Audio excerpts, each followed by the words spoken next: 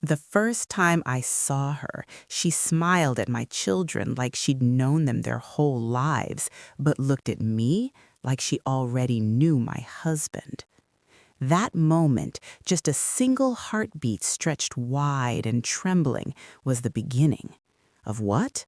I didn't know yet. All I felt was something strange settle under my skin, like the vibration after a slammed door you didn't see coming. Her name was Lena. Miss Lena, the new homeroom teacher at our children's school. I remember the way she stood that morning, sunlight catching the gold threads in her hair. She couldn't have been more than 26, 27, young enough that her laughter still sounded like an unbroken song, young enough that her clothes fit untouched by life's weight, young enough that when she shook hands with the other parents, they leaned in, they noticed her. I didn't, not at first. I only noticed my husband, Daniel, standing a step too close to her, smiling just a little too warmly, like he admired her confidence or recognized it. But I brushed it off, because that's what wives do when they're trying to be good, when they're trying not to imagine things, when they still believe their marriage is made of something strong. I told myself, you're being insecure, you're tired, you're overthinking. And like always, I pushed it down. I didn't know yet that pushing things down is how you bury yourself alive. Normal life, before the cracks appeared. Back then, everything in my life felt familiar, routine in a comforting, worn-in way.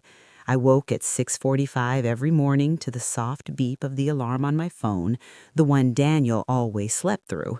Our bedroom held the quiet warmth of two people who'd spent 12 years choosing the same side of the bed, the same weekend routines, the same takeout restaurants when neither of us wanted to cook.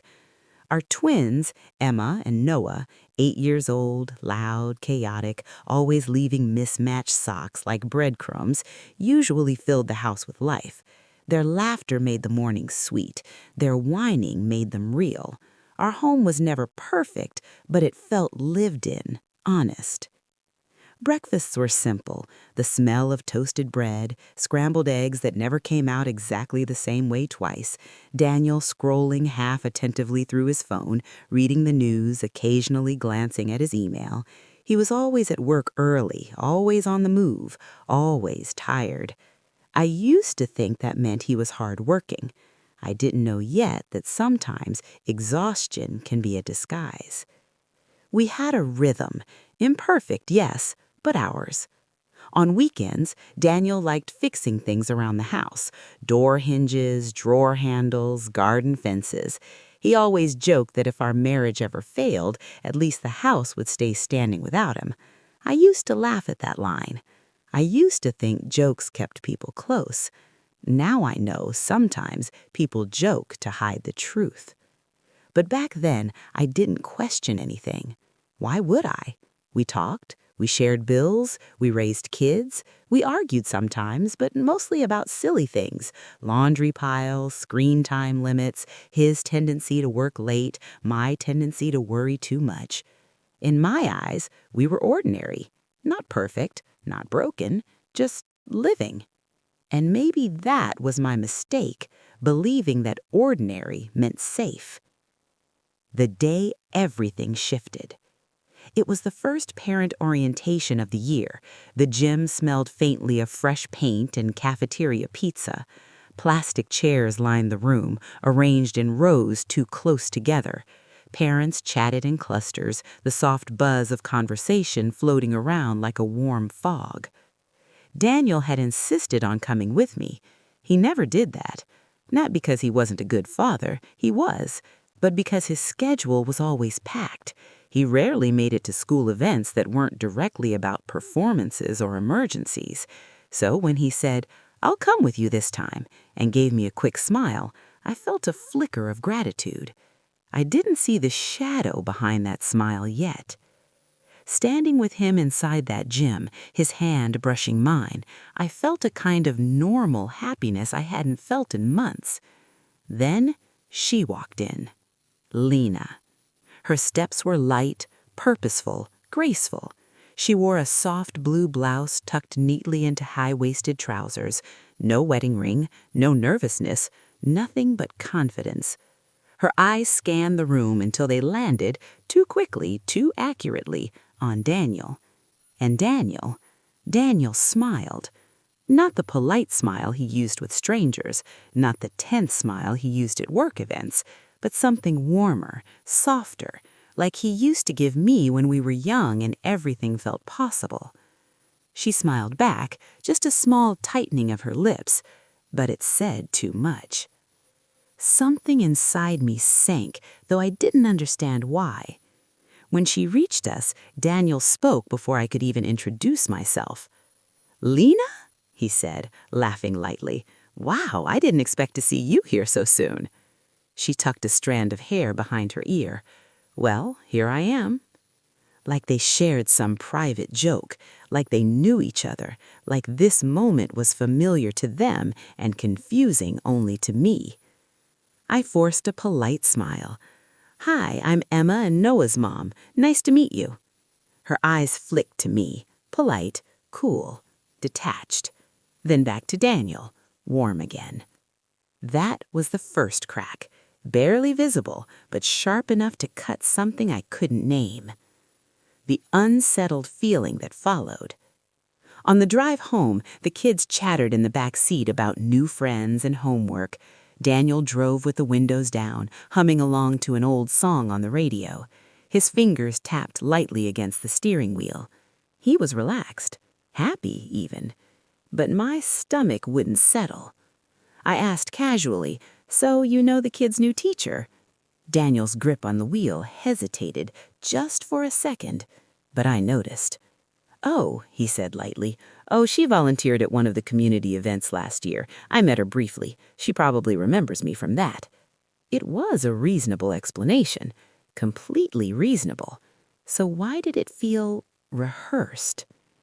I didn't push further. I didn't want to be that wife, the jealous one, the insecure one, the one who makes problems out of nothing.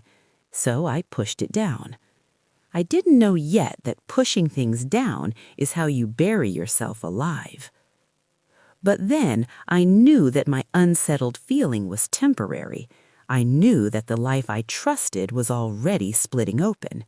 I didn't know that the woman smiling at my children that morning wasn't just their new teacher. She was the beginning of the life Daniel had built behind my back.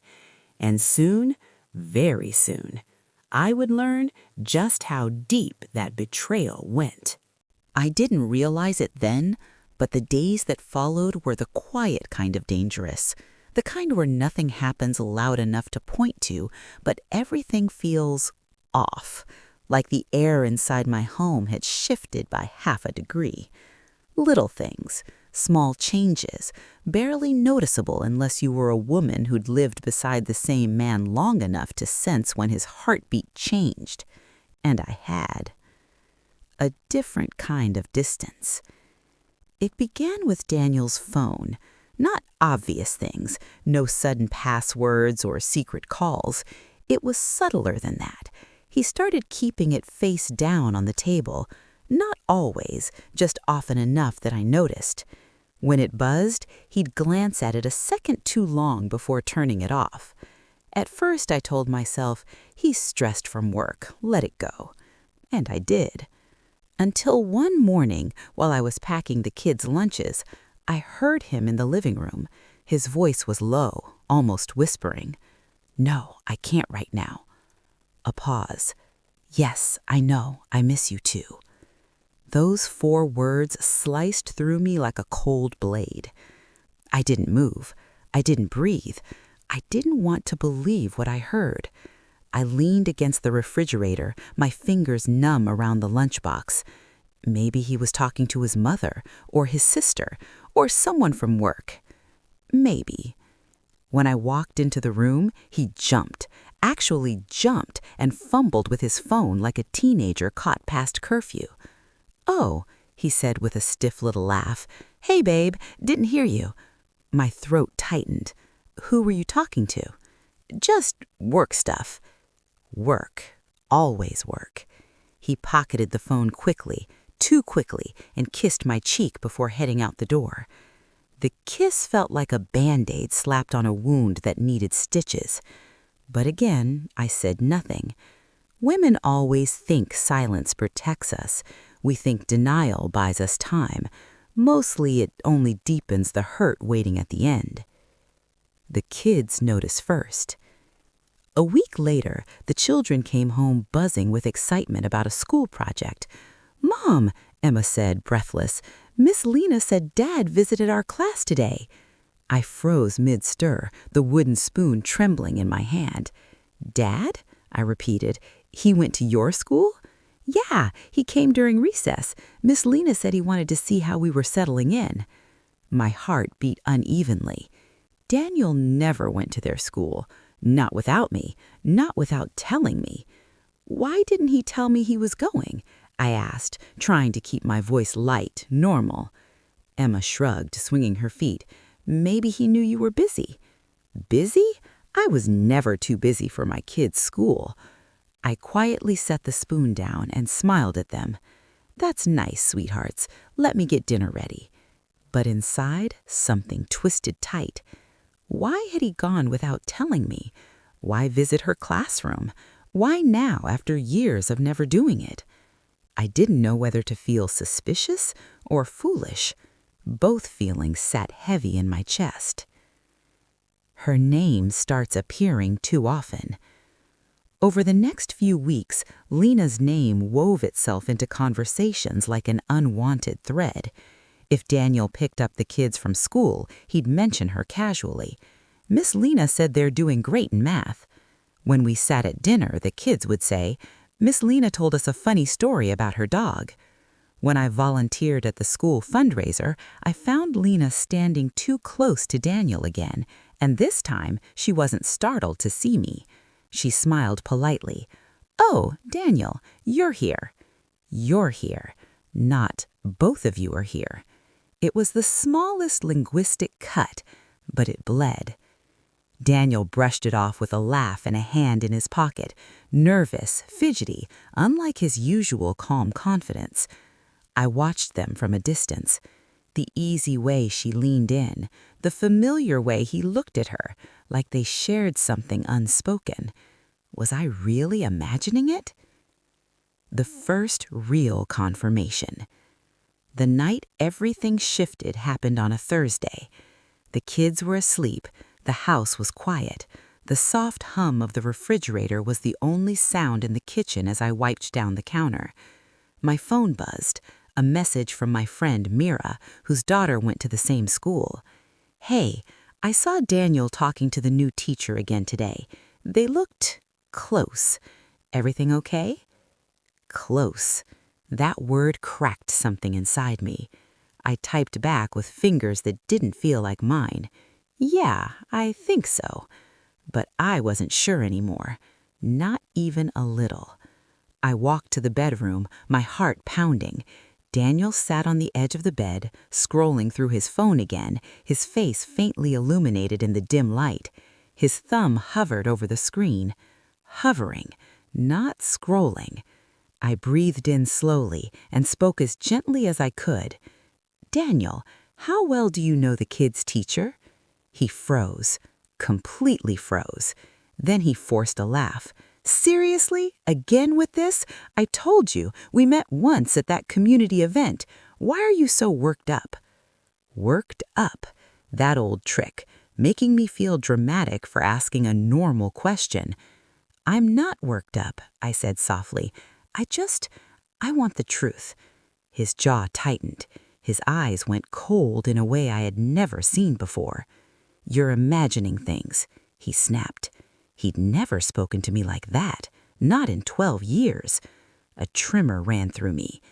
And then he added the words that sank into my bones like ice. "Just stop asking. Stop questioning. Stop seeing. Stop knowing."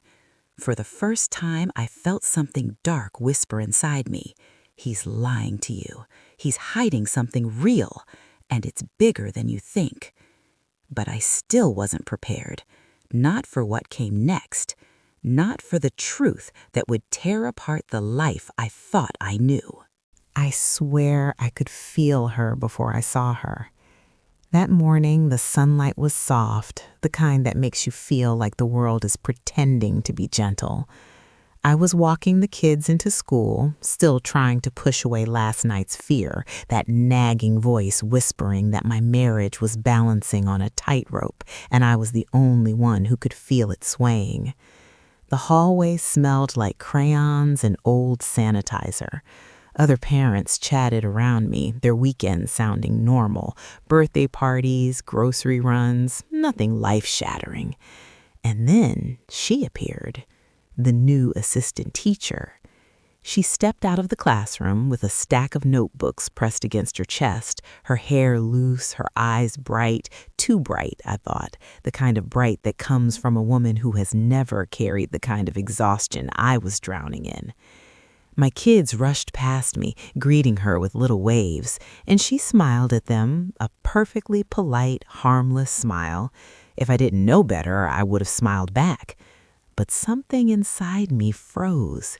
Maybe it was the way her smile flickered when she saw me, like she recognized me. Maybe it was the way she stood too still for half a second. Maybe it was nothing and my instincts were just louder that day. But I felt it, like two puzzle pieces sliding together in the wrong picture. She reached her hand out politely. "Hi, you must be their mom. I'm Miss Alina." Her voice was sweet, too sweet, like a fruit hiding a worm inside. I shook her hand, my own smile tight. "Yes, nice to meet you." For a moment, our eyes held.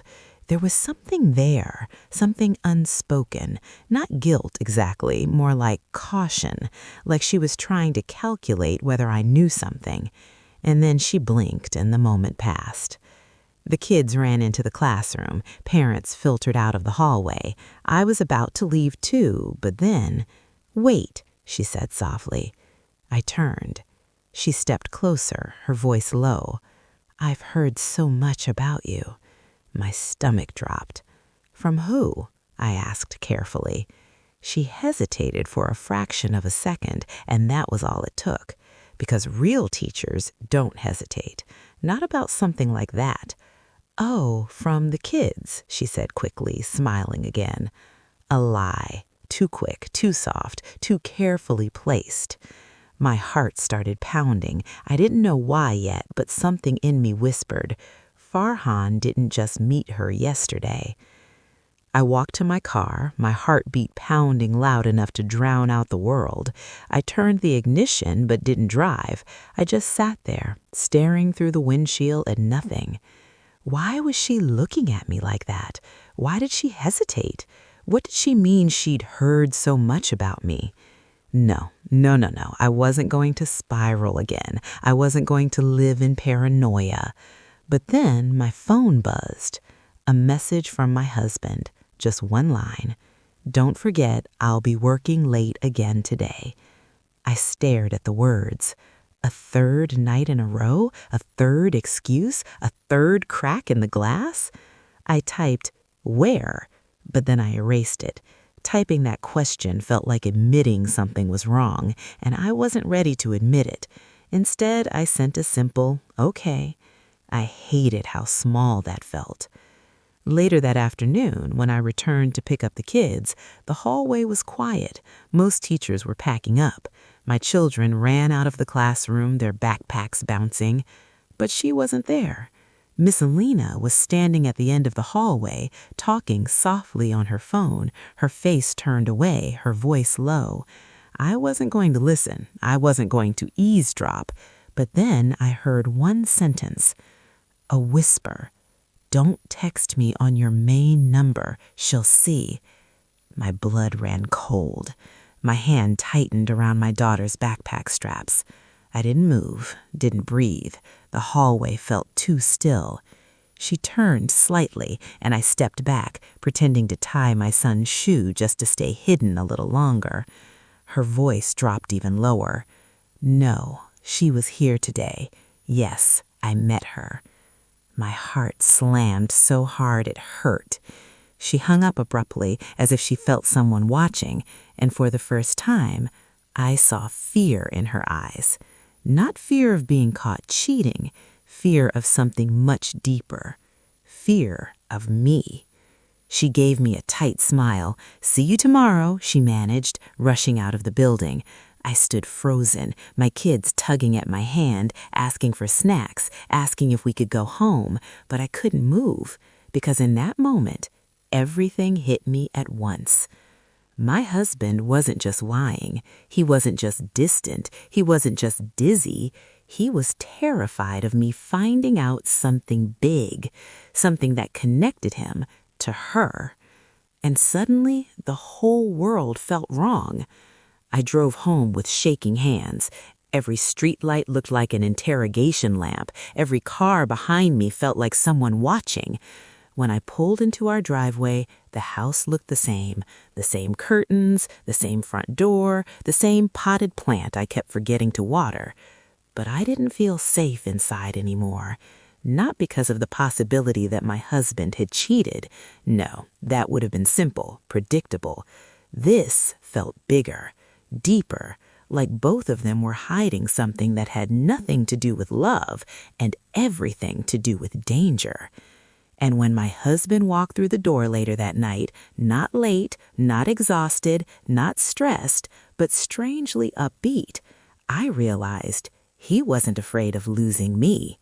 He was afraid of what I might discover. And I knew, without a doubt, my marriage wasn't breaking. It was unraveling. And whatever was at the center of it was something I was never meant to see. That night, something felt different the moment he walked through the door. He didn't look tired. He didn't look stressed. He didn't look like a man who had worked late 3 nights in a row. He looked rehearsed. His smile felt placed on his face like a sticker, smooth, perfectly shaped, and not attached to anything real underneath. "Hey," he said brightly, leaning in to kiss my forehead. I froze without meaning to. He noticed. His forehead creased just slightly before he smoothed it again. "You okay?" I forced a smile. "Just tired." A lie for a lie. We moved through dinner like actors in a play, our lines memorized, our movements practiced. He asked the kids about school, and I watched him carefully, too carefully.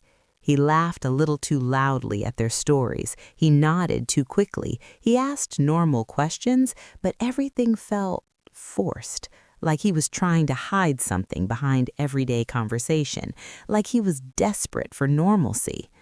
After the kids went to bed, we sat on opposite sides of the couch. He scrolled through his phone, casual, relaxed, like a man with nothing to hide. But I'd seen enough to know when a lie is breathing under the surface, and it was breathing loud.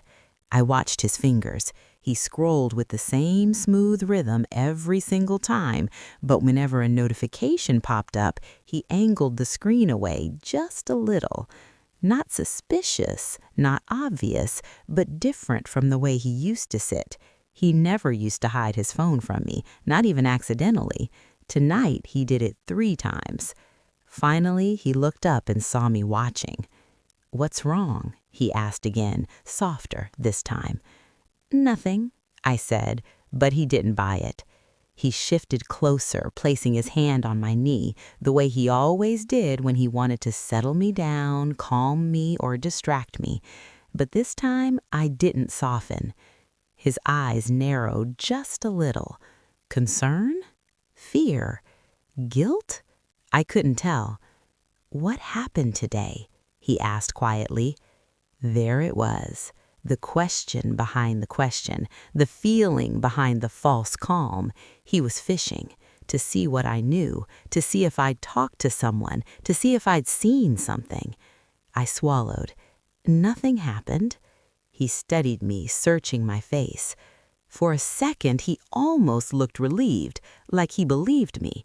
But then I said it, the smallest sentence, the most dangerous one. "I met the new assistant teacher." His entire body changed, not dramatically, no gasp, no panic, but the tiny muscles in his jaw tightened like someone had silently pulled a string inside him. "Oh," he said lightly, "yeah, I heard they hired someone new."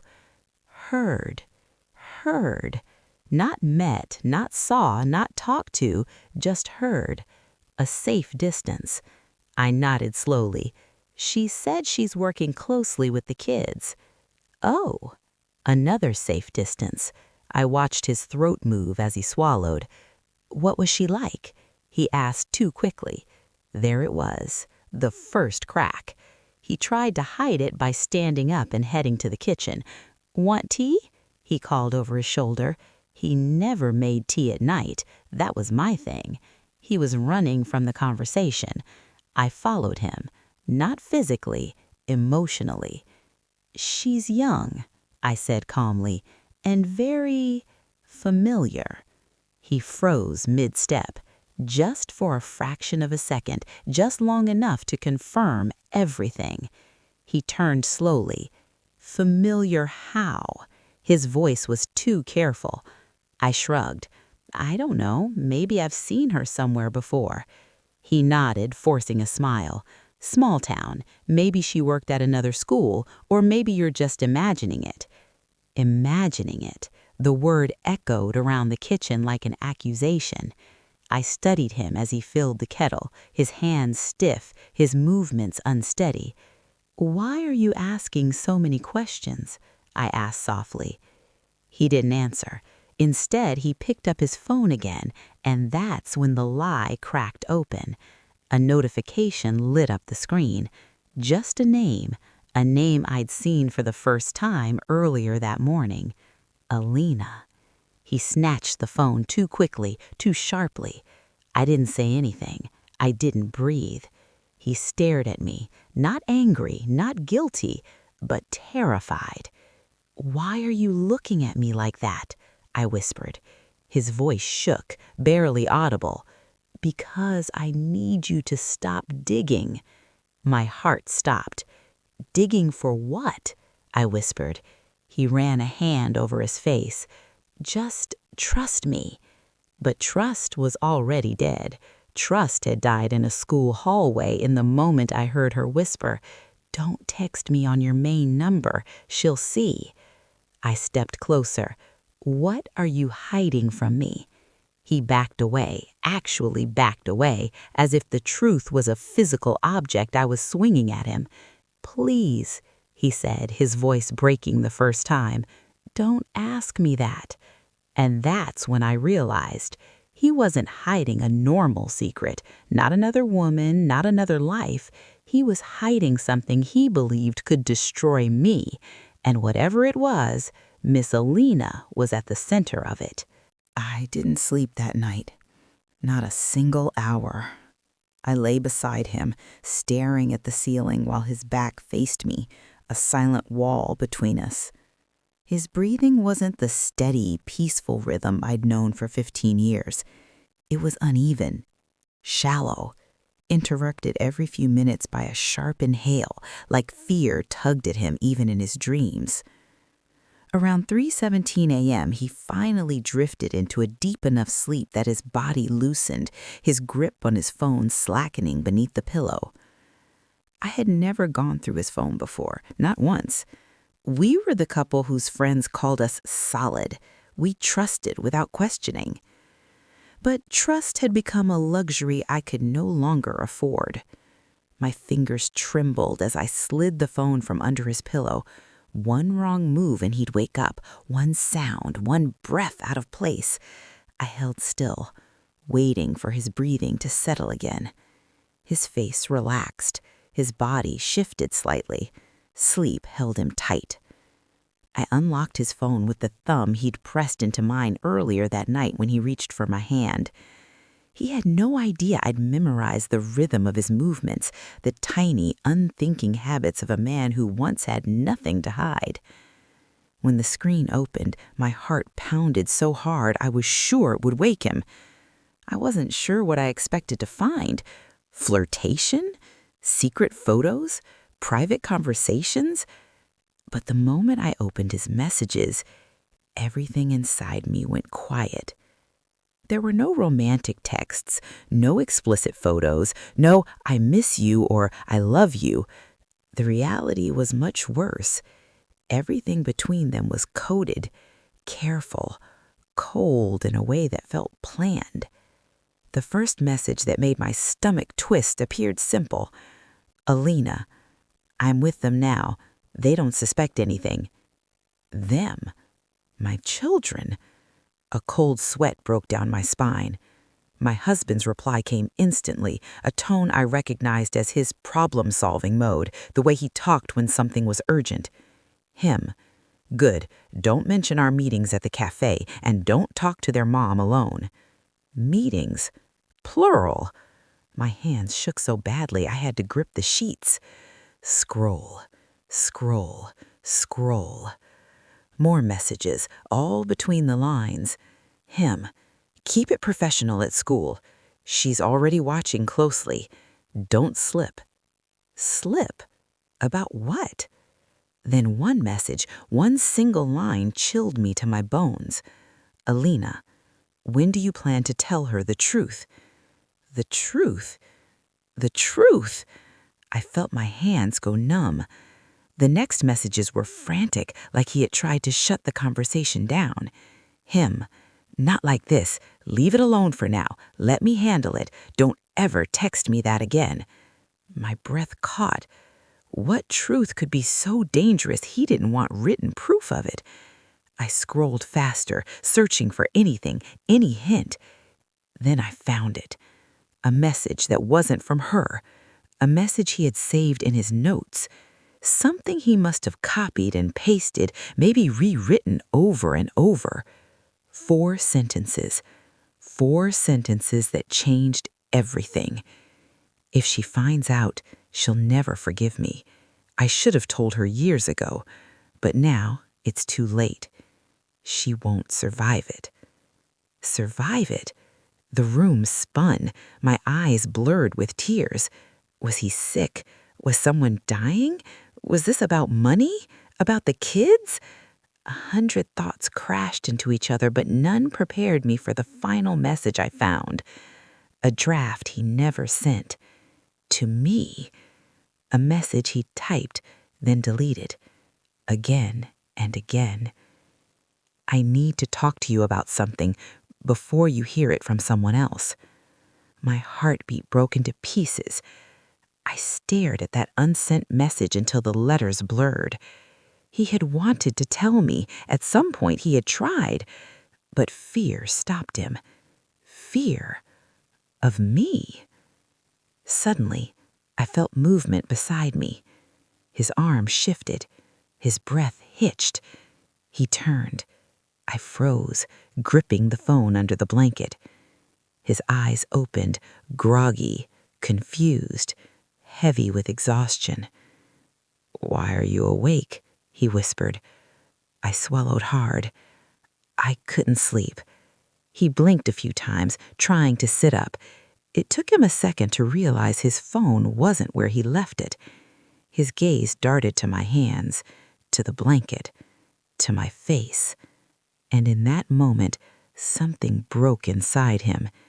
A tiny sound escaped his throat, part sigh, part surrender. "You saw, didn't you?" I didn't answer. I didn't need to. He closed his eyes and exhaled, the weight of something enormous pressing down on him. He didn't look angry or defensive. He looked ruined. "I didn't want you to find out this way," he whispered. My hands tightened around the blanket. "What truth were you planning to tell her for me?" I asked, my voice barely holding steady. He lowered his head into his hands. "I swear to you, it isn't what you think." My breath faltered. "Then what is it?" He lifted his face, and for the first time since this entire nightmare began, he looked like a man cornered by something far bigger than infidelity. A man carrying a secret too heavy for one heart. "A truth," he whispered. I've been hiding from you for our entire marriage." He sat at the edge of the bed, elbows on his knees, hands clasped so tight his knuckles turned white. For a long time he didn't speak. The room felt too quiet, too still, like even the night air was bracing itself for what he was about to say. I wrapped my arms around myself, trying to steady the trembling in my chest.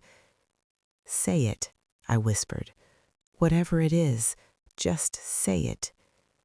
He swallowed hard, the kind of swallow you make when words burn on their way up. Then finally, "I have a child," he said. The world tilted. My heartbeat stopped in that way where the body tries to protect you from pain by freezing first. He didn't look at me. He stared at the floor like the truth lived there. "I have a daughter." A sound left my mouth before I could control it, half gasp, half broken laugh, because for a second my mind tried to convince itself he meant our daughter, the one sleeping down the hall, the one who still needs help tying her hair for school. But he didn't. He meant another daughter, a child I never knew existed, a child he had before me, a child he hid for every day of our marriage. My voice cracked. "How old is she?" He looked up, his eyes wet and full of guilt. 14. 14. Not a baby, not a toddler, not a mistake he barely remembered. 14 years, older than our oldest son. 14 years of birthdays, 14 years of photos, 14 years of a life he lived in secret while building another with me. I felt the bed sway as I stood up too fast, my legs shaky under the weight of betrayal. 14? I repeated, my voice sharp, thin, like a thread pulled too tight. "You've had a child for 14 years and you never told me?" He stood too, reaching out, but I stepped back. His hand hung in the air, empty. "I was 21, he said. "It was before you. It was complicated." "Complicated," I whispered. "Complicated enough to hide an entire human being." He squeezed his eyes shut, frustration breaking through. "You don't understand. Then help me understand," I snapped, my voice louder than I intended. "Explain to me how you married me, built a family with me, had children with me, all while hiding you already had one." He raked both hands through his hair, pacing now, breathing hard. "She wasn't supposed to be mine," he said. "Her mother, she told me she was someone else's. She didn't want anything from me. She didn't even tell me about the pregnancy." "And yet," I said, my lips trembling, "somehow you know she's your child." He paused. That silence told me everything. "When she turned 10, her mother contacted me. Her husband didn't want to raise her anymore. He found out she wasn't his." I felt sick. "And when," I asked slowly, "did you decide to tell me?" He looked broken again. "I tried, so many times, but every time I imagined the look on your face." "And what?"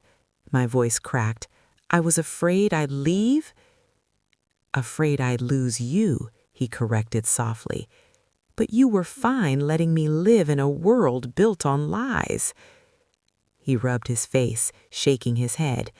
"It wasn't like that." "It was exactly like that." Tears burned behind my eyes, but I refused to let them fall. Not yet. Not for him. "So where does Alina fit into all this?" I whispered. His shoulders fell. He sunk onto the edge of the bed again, defeated. "She's my daughter's tutor. Her mother couldn't afford school support anymore. I stepped in, quietly. I didn't want to bring chaos into our home, not until I knew what to do. My breath stuttered. So all these meetings, all these messages, all the secrecy. He nodded. They were about her. My knees gave out, and I had to sit. The mattress dipped, and I pressed a shaking hand over my mouth. "How long have you been seeing her?" I whispered. "A year." A year. A whole year of him leaving the house early, a whole year of work emergencies, a whole year of lies. It wasn't infidelity, but somehow it hurt even deeper. Because cheating you can see coming sometimes. There are signs, patterns, familiar wounds. But this was rewriting the past, all of my past. The man I married, the father of my children, the partner I trusted. He hadn't just made a mistake. He'd built a double life, one where he played father to a child I didn't know existed while kissing our children goodnight with the same hands. I wrapped my arms around myself as if trying to hold myself together. "And you introduced her," I whispered. "Yes, because I want them to know her eventually. She's their sister. I didn't want their first meeting to be some dramatic confession. I wanted it to be gentle." My breath shook. "You had no right to make that choice for me." I know I didn't, but every day I waited, it became harder to imagine how to tell you. I looked at him, really looked at him. The shame, the guilt, the fear, and beneath all of it, a father's love for a child I had never met. A child who didn't ask to be hidden, a child who didn't even know I existed. My voice softened, barely audible. "Does she know about me?" He hesitated. "She knows I'm married, but she doesn't know you, or the kids, or anything about our life." He took a shaky breath. "She thinks I don't introduce her because I'm ashamed of her." My heart clenched painfully. "And are you?" I whispered. "No." His voice cracked. "I'm ashamed of myself, of what I did to you, to her, to both families." He lifted his eyes to mine. "I'm begging you," he said quietly. "Let me tell you everything, all of it, no more secrets." My throat tightened. I didn't answer, because I wasn't sure I wanted to hear more. Not yet. Not when my whole world was already shifting beneath my feet. The next morning, everything felt heavier. The air in the house seemed denser, the walls closer, the light harsher. I walked around in a daze, the words he had said replaying in my mind like a broken record. 14 years. 14 years of secrets, and a daughter I had never known existed. The kids were oblivious. They asked for breakfast, fought over cereal, and spilled milk as usual. Their laughter, so familiar, so comforting, stung now, because my husband, the father I trusted, had spent the last decade hiding another life from me. I waited until he left for work, supposedly for a meeting with Alina, and I sank into the living room, my hands wrapped around a cup of coffee I couldn't taste. I had to think. I had to plan. Not revenge, not yet, but clarity. Alina. She wasn't just the kid's new teacher. She was the bridge between the past he had hidden and the family I thought I knew. And today, I would meet her daughter. His daughter. My secret stepchild, though I had never agreed to that title. the cafe. He had set up a meeting at a quiet cafe on the edge of town. He had asked me to join just for a brief introduction, though I had long since learned that whenever he said brief, it meant life-changing. The moment I walked in, I saw her. Not Alina, the daughter. She was sitting in a corner booth, legs swinging, book open but clearly not reading. She had the same dark hair as her father, but her eyes, large, wary, cautious, were entirely her own. And when she looked up at me, I felt a shock I hadn't anticipated. Recognition. Not of me exactly, but of something familiar in the world of adults she had been kept away from. Fear? Curiosity? Confusion? All at once. I swallowed hard, smoothing my skirt and walking toward them. "Hi," I said softly, keeping my voice calm. She froze. Then, almost imperceptibly, she stood and extended her hand. "I'm Sarah," she said. Her voice was quiet but firm, the kind of voice that had learned to protect itself early. I blinked, caught off guard, not by her words, but by the way I felt a motherly instinct bloom instantly. "Hi, Sarah," I said, my voice steadying. "I'm your stepmom?" she asked before I could finish.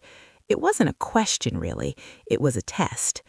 I paused, then nodded. "Yes, I am, and I'd like to get to know you." Her gaze flickered to my husband, who had gone silent in the background. He looked almost guilty, like he was watching two worlds collide and praying it wouldn't hurt anyone too much. Awkward beginnings. The conversation was tentative. I asked her about school, hobbies, favorite subjects. She answered with short, clipped sentences. I asked about friends. She mentioned a few names quietly, then trailed off. I realized something. She had been trained for silence. Life had taught her to keep the secrets of adults as her own shield. My heart broke in tiny, jagged pieces. I wanted to sweep her into my arms. I wanted to tell her everything would be okay, but I couldn't. Not yet. Instead, I sat, listening, asking questions, letting her lead the conversation. Every once in a while, she glanced at her father. Every time she did, I noticed the shame in his posture, the shame of a man who had let 14 years pass before meeting his daughter in the light of truth. And I realized the pain here wasn't mine alone. It belonged to all of us. The first sign of trust. Half an hour into the meeting, she began to relax, just a little.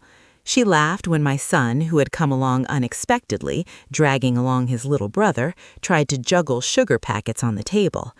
It was a fragile thing, that laughter, like a bubble threatening to burst at any second. But it was real, and in that moment, I saw the first bridge forming.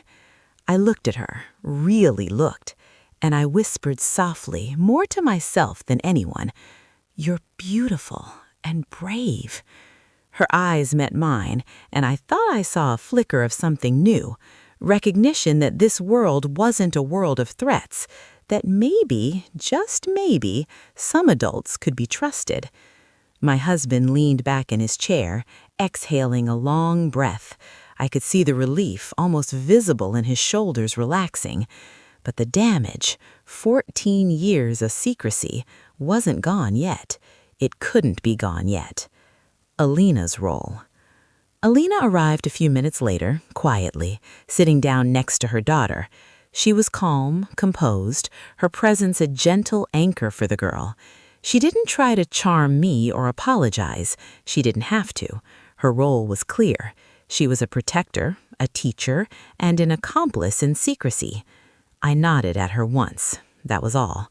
Words felt sharp, too dangerous.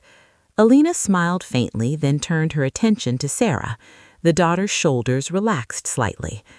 I understood then. This woman had kept the girl safe in a world her father hadn't yet explained. I could resent her, yes, but I couldn't. She had acted in the best interest of the child. It was my husband I had to process now. The first emotional fracture healed.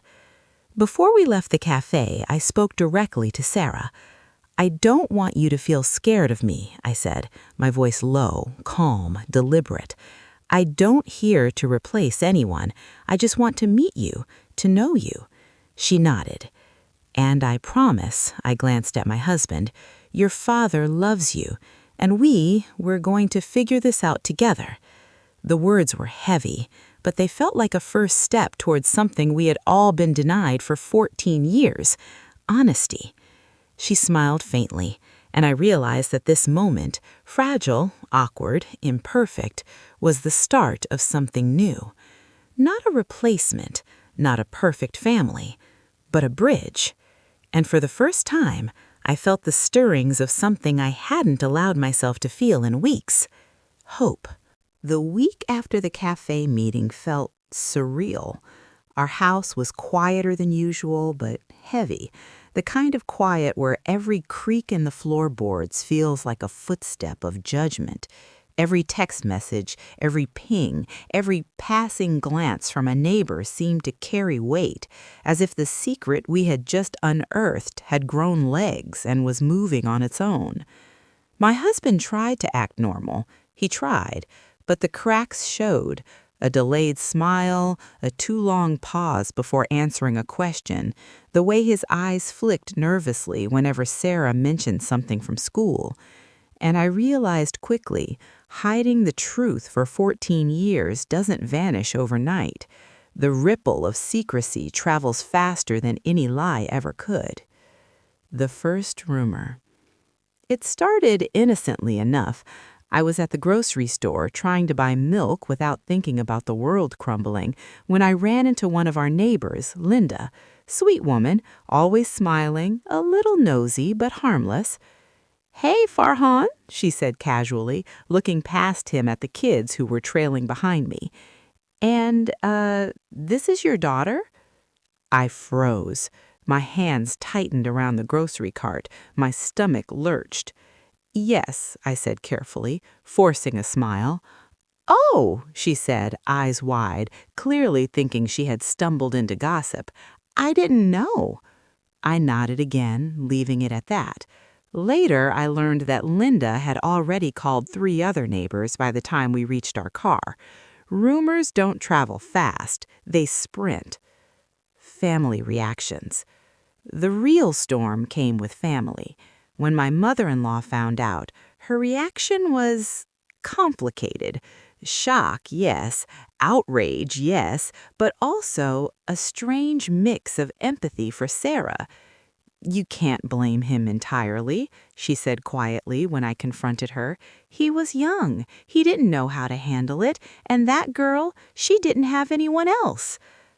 I wanted to scream. I wanted to tell her that I didn't care about excuses. I wanted to claw at every syllable of the last 14 years. But I stayed silent because I realized something. Part of the consequence of hiding a secret this long is that no one comes out entirely unscathed. Everyone is guilty in some way, and everyone is affected. The friends. Word spread to friends, too.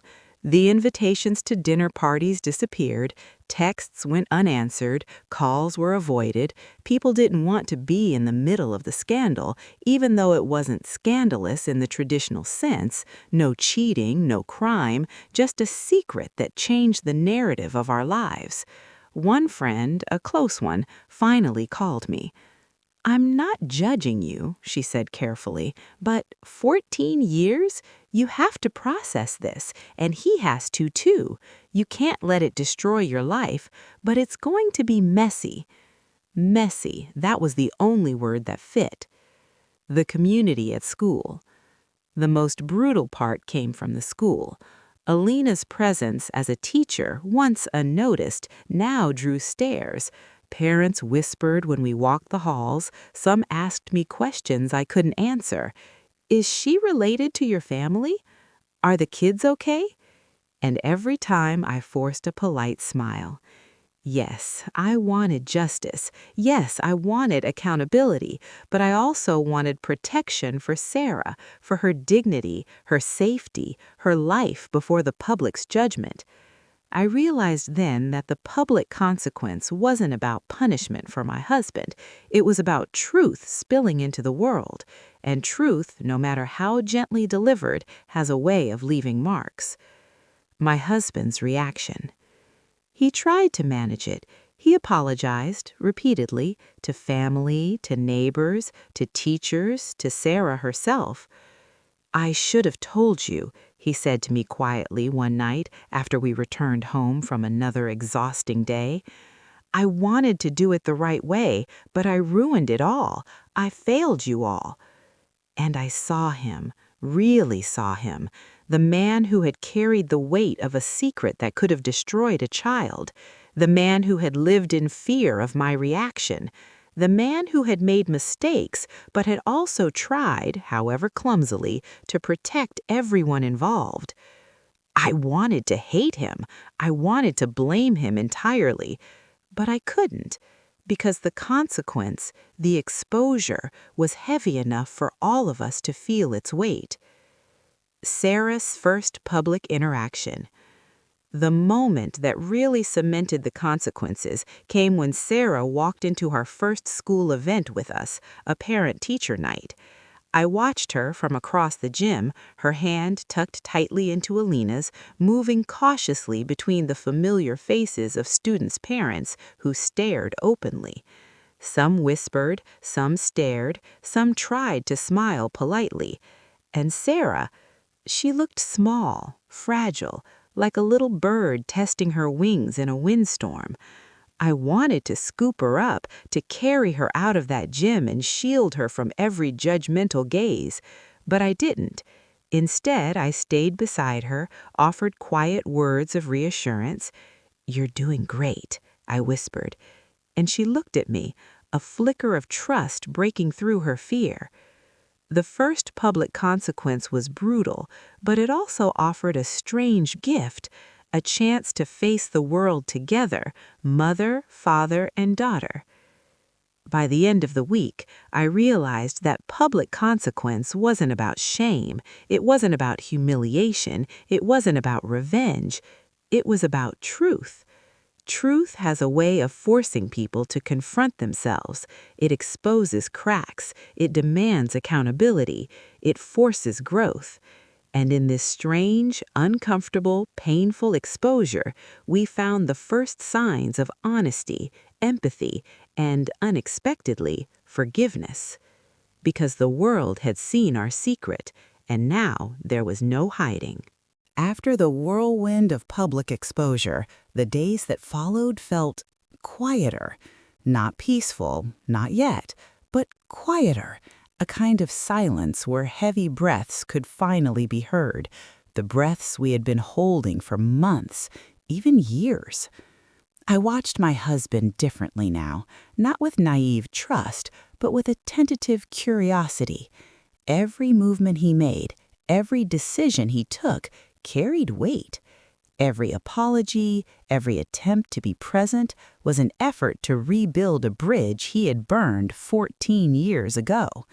And then there was Sarah. First steps together. The first Sunday after the school event, I suggested we spend the day together, all 6 of us, the kids, Sarah, Alina, my husband, and me. We went to the park. I didn't know what I expected. Maybe a disaster, maybe tears, maybe fights. Instead, I found something I hadn't anticipated, laughter. It started small. My youngest tried to climb a slide too tall for him. Sarah offered her hand to help them. Our older son cheered. My husband pushed the stroller with the toddler, smiling faintly, quietly, like a man rediscovering the ordinary joys he had taken for granted. And I walked behind them, letting my chest unclench slowly for the first time in weeks. The day wasn't perfect. There were awkward silences, nervous glances, a few moments where Sarah pulled back into Alina's side, but gradually the walls began to crumble. She taught our children new games. They taught her silly handshakes. We shared snacks, and for the first time, I allowed myself to imagine a future where our family could include her, not in place of anyone, but as herself. honest conversations. That evening, we sat at the dinner table. For months, our conversations had been careful, measured. Now I wanted honesty. "Sarah," I said softly, "you don't have to pretend around me. You don't have to like everything or say the right words. I just want you to know I see you." Her eyes met mine, large and cautious. Then she nodded. I know," she whispered. "I know this hasn't been easy for anyone, for you, for your dad, for all of us, and I want to fix it, slowly, at your pace." She exhaled a small sigh, the kind that carries both relief and fear. I want that too," she said, and that was all I needed to hear, a first step. Rebuilding trust with my husband. After dinner, my husband and I stayed at the kitchen table. The kids were upstairs, laughter echoing faintly through the floorboards. "I don't know if I can forgive myself," he said quietly, "for keeping her from you, for hiding the truth, for—" trailed off, voice cracking. "I don't know if I can forgive you yet either," I admitted, "but I can try, because our children and Sarah deserve a family where we try." He reached across the table slowly, hand hovering over mine. I let him hold it, cautiously. "I promise," he said softly, "no more secrets, nothing hidden. I'll do better. I'll be better." I nodded, slowly, cautiously, because trust isn't given back in a single night. It's earned, day by day, action by action. Family rituals rebuilt. Over the following weeks, small rituals helped heal the fracture. We started Saturday breakfast together, pancakes, scrambled eggs, coffee that I didn't burn. Sarah sat at the table, joining the conversation, slowly, carefully. She even laughed at one of our son's terrible jokes, and I felt a tiny piece of warmth return to my chest. We did homework together in the evenings. Alina helped when she was needed, but mostly Sarah began taking small steps to integrate into our lives naturally. My husband and I spent late nights talking about Sarah, about the past, about the lies that had poisoned so many years. Not angrily, not shouting, but honestly, slowly, like a river cutting through stone. Moral lessons taking root. I realized something important. Life is messy. Secrets, no matter how well-intentioned, have consequences. But people, even flawed ones, can grow. They can learn. And love, even after betrayal, can be rebuilt. Sarah learned that her father loved her, even if imperfectly. Our children learned that family can expand without replacement. And I learned that forgiveness isn't about forgetting. It's about seeing the truth, facing the hurt, and choosing to move forward with intention. Small victories. The first time Sarah fell asleep at our house without clinging to Alina's hand, I cried quietly in the living room, a small victory. The first time our oldest son called her sister without hesitation, my husband nearly whispered a prayer of thanks. The first time I hugged Sarah after she won a small school award, I felt the tension in my shoulders finally ease. It wasn't perfect, it would never be perfect, but it was real, and real mattered more than perfection ever could. Sitting here now, months later, I can finally breathe without the weight of 14 years of secrets pressing on my chest. The house is quieter, calmer, but alive in a different way. The kind of life that comes not from perfection, but from honesty, from hard work, and from slowly learning to trust again. Sarah laughs with our children. She argues with them, teases them, helps with homework, and even occasionally tells me, "You're not so bad for a stepmom." I smile every time, though sometimes my heart still aches for the years we lost. My husband is different too. Not perfect, he never will be, but present in ways that matter. He answers questions honestly, admits when he's unsure, and sits through quiet moments without trying to fix them. He has learned the hard way that love is not just what you feel in your heart, it's what you do when the world is watching, when the stakes are high, when mistakes have already been made. I've learned that secrets have a cost. Even when we hide them to protect someone, they grow heavier with time. They reach beyond the people who hold them, touching everyone around us. I've learned that truth can hurt, sometimes unbearably, but it can also heal. When Sarah met me, when the world discovered the secret, when my children learned about their sister, it was painful, yes, but it also opened the door to honesty, compassion, and connection that could never exist in silence. And I've learned that forgiveness is not about excusing what was done. It's about acknowledging the pain, feeling it fully, and then choosing to move forward with intention. Forgiveness doesn't erase the past, it strengthens the future. Our family isn't what I imagined 15 years ago. It's bigger, more complicated, sometimes messy, and sometimes beautiful in ways I never expected. Sarah's presence has forced us all to grow. My children have learned empathy and understanding. My husband has learned humility and accountability. And I have learned courage. Courage to face betrayal, to confront it, and still find a path forward. We've built rituals. We've created new traditions. Saturday breakfasts, homework evenings, walks in the park, quiet talks over tea. Small moments. But these small moments matter more than grandeur. They matter because they are honest, shared, and chosen. To those watching, listening, or reading, life will surprise you. People will surprise you. And sometimes the people you love the most will fail you in ways you never expected. But remember this, your response defines the next chapter. You can crumble under betrayal, or you can build something stronger. Honesty, compassion, and a love that doesn't rely on perfection, only on presence and integrity. Our family isn't perfect. It's not the storybook version anyone dreams of, but it's ours. And slowly, day by day, we are making it a home built on truth. Would you have done what I did? Would you have faced the secret, met the child, and tried to rebuild what was broken?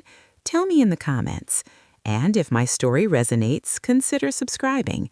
Because life is messy, but sharing our stories reminds us we are never truly alone.